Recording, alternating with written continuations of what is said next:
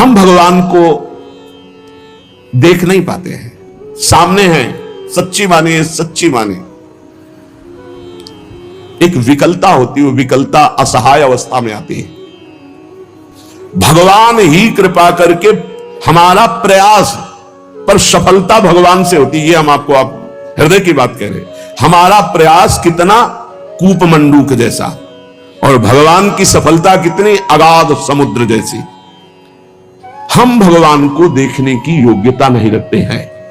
पहले तो त्रिगुण माया का पर्दा पड़ा है, काला तमोगुण, रजोगुण लाल, सतोगुण श्वेत।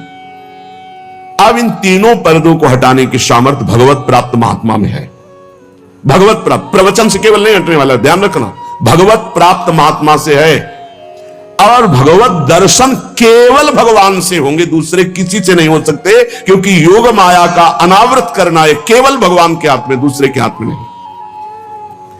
किसी एक को भगवान दर्शन देना चाहे तो यही भगवान से बातचीत करेगा, भगवान को देखेगा। ना कोई बातचीत सुन सकता है, ना कोई भगवान को देख सकता है। जिसको चाहेंगे वही देख सकता है, भरी सभा में भी। और भगवान चाहे तो सबको दर्शन अभी दे दर्शन दे दे। उनके लिए कुछ घट जाएगा क्या, कुछ खर्चा हो जाएगा क्या उनका? पर उनकी चाह नहीं है, हमारी चाह उनको विवश करती है। और हमारे को चाह अन्य भोगों की है, तो उसी रूप में भगवान हमारे सामने आते हैं। आज भी हमारे सामने भगवान है, पत्नी पुत्र परिवार जगत नाटक के रूप में, क्योंकि हम भगवान को भगवान रूप में नहीं चाहते, हम भोग रूप में चाहते। तो मेरे प्रभु अपने अंश से भोग रूप में विस्तार किए हुए हैं। भगवान के ज्ञान में ये तीन बातें हैं, मल विक्षोभ आवरण। विक्षोभ जिसे उसे विक्षेप कहते हैं, ये बिना संत के संग के नहीं नष्ट होंगे। भगवान का ज्ञान होना मतलब मायामल का नाश हो जाना, आवागमन से मुक्त हो जाना। लेकिन हम भगवत दर्शन की बात नहीं करते। भगवत दर्शन का पर्दा तो सिर्फ भगवान हटाते हैं, योग माया अनावृतम। मल विक्षेप आवरण, ये जब तक बने रहते हैं तब तक भजन में सुख, भगवद आनंद या एक आनंद की उफान, एक दिव्यता, ये नहीं आने देते। प्रायः लाखों में कोई एक दो इन तीनों को क्रॉस कर पाता है, गुरुजनों संत जनों की कृपा प्रसाद से। नहीं, इधर ही रहता है, मल विक्षेप आवरण में ही रहता है। जब खूब नाम जप करें तो मल का नाश शुरू हो जाता है। ये जो नाना प्रकार की दुर्वासनाएं हैं, यही मल है। भोगों की इच्छा जितनी है, ये मल है। जितना नाम जप करेंगे, बहुत धैर्य से समझिए, जब गुरु प्रदत्त नाम मंत्र का खूब रात दिन जप करोगे तो मल का नाश होगा। और जब सत्संग सुनोगे, सत्संग से जो आपको ज्ञान प्राप्त हो रहा है, तो मन बार बार जो चंचल होकर अन्य अन्य व्यक्ति वस्तु स्थान में जाता है, इसे विक्षेप कहते हैं। मन की चंचलता, इंद्रियों की भोगासक्ति, यही इसको बार बार हटा करके सत्संग से सत वस्तु की तरफ आकर्षण होता है। तो हम बार बार से हटाकर इसको अपने लक्ष्य में लगाएं। लेकिन आवरण जो अहंकार है, ये सबसे बड़ा दोष है। ये पूरे ढके रहता है ज्ञान को, ये कृपा से नष्ट होता है। जब हम किसी महापुरुष की आज्ञा पर रहते हैं, उनकी आज्ञा से चलते हैं और वो कृपा कर देते हैं, तो हमारा अहंकार नष्ट हो जाता है। मल विक्षेप आवरण, ये तीनों जब नष्ट हो जाते हैं तब वो आर्त भाव से प्रभु को पुकारता है, तब वो पर्दा हटाते हैं, योग माया अनावृत हो, तो भगवत साक्षात्कार हो जाता है। ये केवल भगवान के हाथ में है भगवत साक्षात्कार, ये किसी साधना के हाथ में नहीं है। साधना संत समागम से हम तीन को मिटा सकते हैं, मल विक्षेप आवरण, त्रिगुणातीत हो सकते, लेकिन भगवत साक्षात्कार ये उनकी, वो किसी को कभी भी सिद्धांत नहीं है। वो कुछ नहीं किए, एक मिनट में किसी को दर्शन दे सकते हैं। आप कह सकते हो कि साधु नहीं था, तो संसारी था, मलिन, कुछ नहीं, उनके आगे कोई नियम नहीं। इसलिए सब साधनाओं की साधना है पुकार प्रार्थना। भगवान में जब हम मन को लगाते हैं तो चंचल तो होता है, इसे अचंचल करना ही पड़ेगा। और इस चंचल मन को अचंचल स्थिर करना बड़ा कठिन लगता है। लेकिन साधु समागम मिल जाए तो रोज उत्साह बढ़ता है। घोर विषयी पुरुष को एक दिन देखा कि उसके हृदय से उद्गार आ रहे कि मैं ठीक होना चाहता हूं। अब मैं कभी विषयों का सेवन नहीं करना चाहता, मैं कसम खा करके विषयों को छोड़ना चाहता हूं, आप मेरा सहयोग कीजिए। हम लोग मन की पीएचडी किए हैं, मन की एक एक सूक्ष्म धाराओं को देखना, मन की एक एक सूक्ष्म गति को पकड़ना, उसको तोड़ना, प्रभु से जोड़ना, ये भगवान की प्रदत्त पढ़ाई होती है। ऐसी स्थिति 50 वर्ष साधना करने पर जो स्थिति नहीं होती, वो हमने साधारण जीवन जीने वालों में वो स्थिति देखी कि ऐसी ऊंचाई पर चढ़ रहे तो कहो कृपा ते कहा ना होई। ये संग का प्रभाव, सत्संग का प्रभाव कितनी ऊंचाई पर ले जाता है। चंचल, हम नहीं मान रहे कि वो एकाग्रचित होकर समाधि में है, लेकिन जिन विषयों के लिए समाधिस्थ होने वाले साधक भी डरने से प्रेरित होते हैं, ऐसा आकर्षण क्यों डरते हैं, वो प्रेरित होते हैं, उनको डरना होना पड़ता है।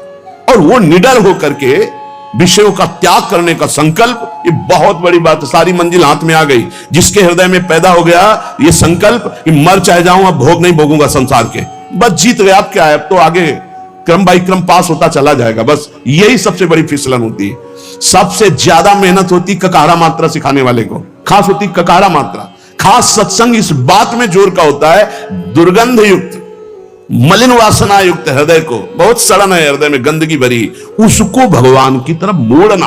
अब मोड़ गया तो फिर अब कोई बात नहीं, अब तो आगे एक से एक दिव्यता आती चली जाएगी। चंचल मन को अचंचल केवल संत संग से किया जा सकता है। यदि ये मन ठीक ना हो तो ये भगवत प्राप्ति नहीं होने देता। बहुत जरूरी है सत्संग, बहुत जरूरी है। यदि हमें सत्संग मिल जाए, जीवन में सबसे बड़ा लाभ संत मिलन, संत संग, संत सेवन, और सबसे बड़ी हानि असंत मिलन, असंत संग, असंत सेवन, कुसंग।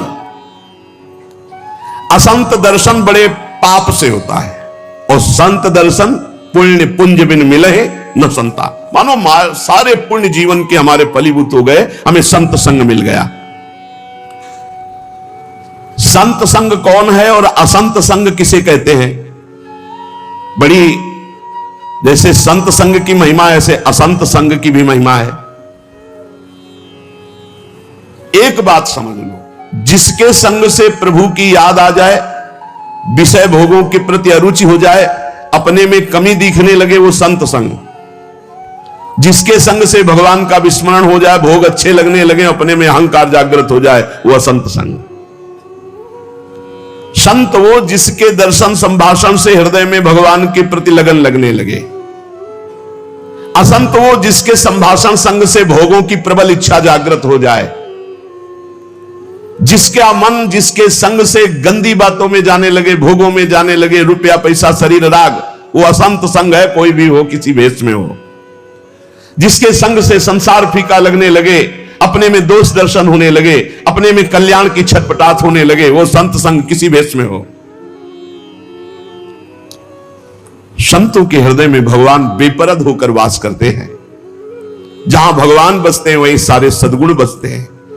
ऐसे संतों की संगति मिल जाए तो सहज में बंधन मोक्ष में बदल जाता है, और अगर कुसंग मिल जाए तो मोक्ष प्राप्ति के नजदीक से वो आपको बंधन में डाल दे।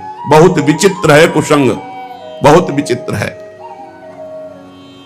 इसलिए अग्नि का स्पर्श जैसे आपके ठंडी को दूर कर देगा और अंधकार को, ऐसे संत का संग जन्म मरण की कपकपी को, भय को नष्ट कर देगा और समस्त वासनाओं को। यह संत संग का पक्का फल है। अगर ऐसा नहीं तो या तो आप बहुत ही मनमानी कर रहे हैं, या फिर सत्संग ही नहीं है, संत संग ही नहीं है। पाप की राशि को भस्म कर देता है संत समागम।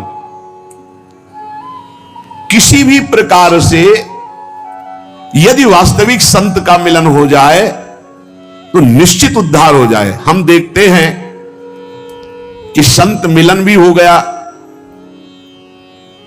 और हमारा कल्याण नहीं हुआ, हमारा दोष नहीं नष्ट हुआ, तो इसका मतलब है कि अभी हम उनकी आज्ञा पर नहीं हैं। जो आज्ञा कर रहे हैं उनका पालन नहीं कर रहे। आज्ञा पालन का मतलब है उनका स्पर्श हो जाना। तो स्पर्श में अगर थोड़ी भी अंतराय बनी रही तो पारस लोहे को सोना नहीं बना पाता। एक दिन एक सेवक ने संत से कहा कि मुझे बहुत धन की लालसा है। उनका मैं स्नान करके आता हूं, कुटिया में पारसमणि रखी, फिर दे दूंगा, आप अपने घर में लोहे में छुआ लेना तो सब सोना बन जाएगा, बड़े धनी हो जाओगे। वो स्नान करने के लिए गए नदी में, उसको बेचैनी हुई, पूरी कुटिया में ढूंढ डाला, कहां है पारसमणि। अब छोटी कुटिया पूरा ढूंढ डाला, कहीं नहीं मिली पारसमणि। संत जी आए तो उनका, भगवान इस कुटिया में पारसमणि कहां आपने छुपा रखी? छुपा क्या रखी? वो सामने रखी, लोहे की डिबिया में रखी, ला उठा के। उनका, भगवान ये पारस कैसे हो सकती, जब लोहे की डिबिया कोई सोना नहीं बना पाई तो ये आप हमको क्यों बहलावे में डाल रहे हैं कि हम पारसमणि दे देंगे, आप लोहे में स्पर्श कराकर सोना बना लेंगे। उनका, रुक जाओ। खोला और रुई का बीच में भेद है, पर्दा है। बोले देखिए, लोहे की डिबिया और बीच में रुई और ऊपर पारसमणि, इसलिए सोना नहीं, जो हटा करके सीधे स्पर्श कराया और सोना बन गई। जब तक हम मनमानी अहंकार से प्रेरित होकर आचरण करेंगे तो संत संग होने पर भी स्पर्श प्राप्त नहीं हुआ, नहीं तो लोहा स्वर्ण बन जाता है पारस के स्पर्श से। और संत आप उस सरिस चाहे सबकी ना, वो अपने समान बना देते हैं। संत मिले, लाभ नहीं हुआ, इसका मतलब है आपने सत्संग को धारण नहीं किया, आज्ञा पालन नहीं की, मनमानी आचरण किए। लेकिन फिर भी तुम्हें निराश नहीं होना। ध्यान दीजिए, संत बहुत बड़े धनी हैं और हम दरिद्र हैं, तो एक और प्रणाली है, वसीयतनामा। अपनी संपत्ति को अनाधिकारी को भी दे सकते हैं, दे सकते हैं। तभी कहा है कि संतन के संग लाग तेरी अच्छी बनेगी। नहीं हम आचरण उतार पा रहे, हम उस कोट से नहीं आज्ञा पालन कर पाए, पर हम गला भी नहीं छोड़ने वाले, आपके गले पड़ गए। अब हम आपको छोड़ने वाले नहीं, आपका पीछा छोड़ने वाले नहीं, हम आचरणहीन हैं, आपके योग्य नहीं, पक्की बात, पर हम आपको छोड़ने वाले नहीं। ऐसे पीछे पड़ जाए, वो दुत्कारे, चलो उनके पीछे पड़ जाओ, तो बोले उनको अपनी भागवतिक संपत्ति का वसीयतनामा करना आता है और आज तक इसी पद्धति से परम पद मिला है। संतों की आज्ञा पर अक्षरशः तो कोई संत ही चल पाएगा, अपने तो साधारण जीव है, उनकी आज्ञा में कहीं ना कहीं त्रुटि तो हो जाती। तो हमें निराश नहीं होना, हमें दूसरी बात पर ध्यान देना है कि वसीयत, अच्छा तो बोले एक दो को वसीयतनामा एक को कर देंगे, नहीं, इनकी संपत्ति इतनी बड़ी है कि अनंत ब्रह्मांडों का वसीयतनामा करने के बाद फिर भी बची रहेगी, क्योंकि अनंत है इनकी संपत्ति। भगवान का एक नाम अनंत है, अनंत संपत्ति है। देखो, महिमा तेरी कहा कहूं श्री हरिवंश दयाल, तेरे द्वारे बटत है सहज लाड लीला। तो बोले एक को दे दिया तो अब हमें कैसे देंगे? नहीं, वो अनंत है, अनंतों की झोली में लाडली लाल डालने पर भी, दे देने पर भी उनकी संपत्ति सुरक्षित है। वो वसीयतनामा कर देते हैं। जे भी वसीयत हुआ तो दरिद्र भी संपत्तिवान हो गया। इसीलिए संतों के संग की महिमा है। कभी तो हमारी दीनता पर, हमारी दुष्टता पर, हमारी अधमता पर रीझ गए, बहुत दिन से पीछे लगाया, चलो जाओ। उनकी कृपा क्या होती, उनकी संपत्ति दान क्या होती? भगवान से, प्रियालाल से कहना। प्रियालाल अपने संतों की बात को नहीं टालते, बस आप इतना समझ लेना, ये हमने प्रत्यक्ष देखा है। महापुरुषों की अनंत सामर्थ्य दरिद्र को तत्काल वसीयत करके संपत्तिवान बना देना बहुत कठिन। इसलिए विषयी पुरुष को भगवान के मार्ग में लगाया जा सकता है, भक्ति के मार्ग में लगाया जा सकता है, बहुत कठिन है। पर उससे हजारों गुना कठिन है कि जो अभेद तत्व भक्ति में लगा है, अभेद भक्ति, ज्ञान भक्ति में, जो ये भी भगवान की एक अभेद भक्ति है, इसमें जो लगा हुआ है कि अहम ब्रह्मास्मि, उसको दासत्व में लाना, ये बहुत कठिन बात है। ये चमत्कार केवल महापुरुषों में होता है कि जबरदस्ती बलात् उसके हृदय को, जैसे राधा बाबा के हृदय को भाई जी ने बदल दिया, पैर छू के बदल दिया। देखो दाता कैसे हैं, पैर छू के वो वस्तु दी जो पैर छू के मांगने पे भी नहीं मिलती। अगर संत संग मिल गया है तो ये प्रमाद मत करना कि तुम उनकी अवहेलना करके हट जाओ, बस इतनी बात पकड़नी है। पद्म पुराण में एक प्रसंग आया कि किसी प्राणी का शव जल रहा था, एक भगवत प्राप्त महात्मा वहां से निकले, उसके शव पर दृष्टि चली गई तो उसको नरक ले जाया जा रहा था। उस प्राणी को जिसका शरीर जल रहा था यमदूत नरक ले जा रहे थे और उस भगवत प्राप्त महात्मा की दृष्टि पड़ गई चिता में जलती हुई, तो तत्काल वहां भगवत पार्षद आ गए, यमदूतों से छुटा के भगवत धाम ले, यात्रा बदल गई उसकी, नरक ले जा रहे तो भगवत धाम चलेंगे। की जली हुई चिता पे दृष्टि पड़ने मात्र से जब वो भगवत प्राप्ति के योग्य हो गया, तो जिंदा में उनकी दृष्टि पड़े, उपदेश हो, नाम कीर्तन सुने, उनकी आज्ञा पे रहे तो उसको भगवत प्राप्ति नहीं हो जाएगी, इसमें क्या संशय। बड़े बड़े महापुरुष प्रसन्न रूप से यहां भ्रमण करते रहते हैं। ये धाम है, ब्रजभूमि है, आप जान नहीं सकते कौन किस कोटि का है। जहां लिखा हुआ है अवश्य में भोक्तव्यम कृतम कर्म शुभाशुभम, देख लो चमत्कार। भोगने ही नरक जा रहा था, उसकी चिता पे दृष्टि पड़ गई, रास्ता बदल गया, नरक का रास्ता छोड़ के भगवत धाम भगवत पार्षद आए। जैसे नरक ले जा रहे थे यमदूत अजामिल को, संतों के संग से ही अपने बेटे का नाम नारायण रखा था और नारायण पुकारा, यात्रा बदल गई, भगवत धाम चला गया। भगवान के वचन है अवश्य में भोक्तव्यम कृतम कर्म शुभाशुभम, बिना भोगे नहीं बचेगा जीव। पर संत दरस जिम पातक टरे, दर्शन मात्र से, संभाषण मात्र से, कर्मों को बिना भोगे हुए बिल्कुल सत्य विषय संत आपको भगवत प्राप्ति करा देगा। जो भगवान को प्राप्त संत है भगवत प्राप्ति करा दे, क्योंकि उनसे भगवान से बातचीत हो, भगवान से वो प्रार्थना करेंगे, तब वो सारा कार्य माफ भगवान ही करते हैं। योग माया पर्दा भगवान ही हटाते, पर प्रार्थना संत करते हैं। प्रार्थना हमें जब अगर संत जन मिल जाए तो भगवान से इस बात की करनी कि कभी इनसे हमारी विरति ना हो, कभी हम इनसे हटे ना। ये हमारे साथ अगर प्रतिकूल व्यवहार भी करे, कटु वचन भी बोले, तिरस्कार करे, हमें हटाए तो भी नाम रटे, तो अंतिम तक बल जाएगी, पक्का बल जाएगी। जिस दिन वो करुणा में होंगे और उनकी दृष्टि पड़ेगी कि इसको हजारों बार दुत्कारा गया नहीं, इसका मतलब अब मुझे इसका ठेका लेना ही पड़ेगा, बस हो गया, उसी दिन हो गया। क्योंकि संतों का हृदय बहुत कोमल होता है, वो ऊपर से कठोरता का अभिनय मात्र करते हैं। संत हृदय नवनीत समाना, पर नवनीत में भी दोष कि निज परिताप द्रव्य नवनीता, इसलिए कहा कविन पर कहे न जाना। बोले संत का हृदय मक्खन जैसा होता है, बोले पर उस मक्खन दोष युक्त है, उसमें जब स्वयं ताप लगता है तब पिघलता है। और पर दुख द्रव्य सो संत पुनीता, इसलिए कहा कविन पर कहे न जाना। तो जिस दिन वो तुम्हारे ऊपर दृष्टि पड़ी और देखा कि इसको दसियों बार दुत्कारा पर ये गया नहीं, तो नीच से नीच व्यक्ति को भी परम पद प्रदान करने में समर्थ भगवान के प्रेमी जन। उपासक को चाहिए कि संत के शक्ति प्रयोग का इंतजार करे। संत के अंदर एक भागवतिक शक्ति होती है जो आपका परिवर्तन करती है। जैसे अपने सब लोग हैं, आप कौन सा ग्रंथ पढ़कर वैराग्य धारण किए हो? आप देखो, आपने कब सत असत का चिंतन किया है, सत असत का कब चिंतन किया, और उस सत असत के चिंतन से आपको तीव्र वैराग्य हुआ और आप संसार त्याग करके महान युद्ध करके फिर आप कुछ नहीं ऐसे गोद में बैठे वैसे आ गए। इसे शक्तिपात कहते हैं। संतों के हृदय में भागवतिक चिंतन से युक्त होकर जब संकल्प होता है, वो तुम्हारे राग का नाश कर देता है, तुम्हारे मोह का नाश कर देता है, तुम्हारे समस्त दोषों का नाश कर देता है। पर इसके लिए उनके हृदय में स्थान बनाना होगा, चाहे जैसे बनाओ, रो के गिड़गिड़ा के साधना करके उनके आसक्त होकर। कैसे? देहूती जी से कहते हैं कि जो आसक्ति संसार में बंधन का कारण वही संत महापुरुषों से हो जाती है तो मोक्ष का खुला हुआ द्वार बन जाती है। और ये पक्का जो भगवान की प्राप्ति करना चाहते हैं वो संत की आराधना में जरूर होंगे, और जो संत आराधक होंगे निश्चित भगवत प्राप्त होंगे। किसी के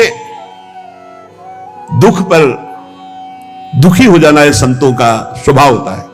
ये जो है कि भगवान दुख देते हैं, मंगल विधान, ये अपने लिए सोचना है, लेकिन दूसरे को दुख पहुंच रहा है तो उसके दुख की निवृत्ति के लिए हमें शरीर से, मन से, वाणी से बिल्कुल तत्पर हो जाना है। हमने जो कुछ भी आज तक कार्य किए हैं वो सारे कर्म जमा हैं, संग्रहित हैं, एकत्रित हैं भगवान की बैंक में। एक एक चेष्टा विश्व में आप देख रहे हो, कोई गर्भई से कष्ट प्रदा रहा है, किसी को कितने बड़े बड़े कष्ट मिल रहे हैं, तो जो हमारे शास्त्रों में लिखा वो मिथ्या नहीं है, मिथ्या नहीं है। आप सत्य मानिए, आपका तो इतना भी ज्ञान नहीं कि गर्भ में आपको कष्ट मिला है, आप कहां याद कर सकते हैं? आपकी याददाश्त कहां इतनी जोर की है कि आपको 9 महीना गर्भ में रखा गया, कितना कष्ट पाया है। अब आप उसकी भी याद नहीं कर तो आप पूर्व जन्म की बात क्या जाने, आप नरक और स्वर्ग को कैसे जाने? ये हमारे शास्त्र हैं, अगर मानोगे तो बच जाओगे।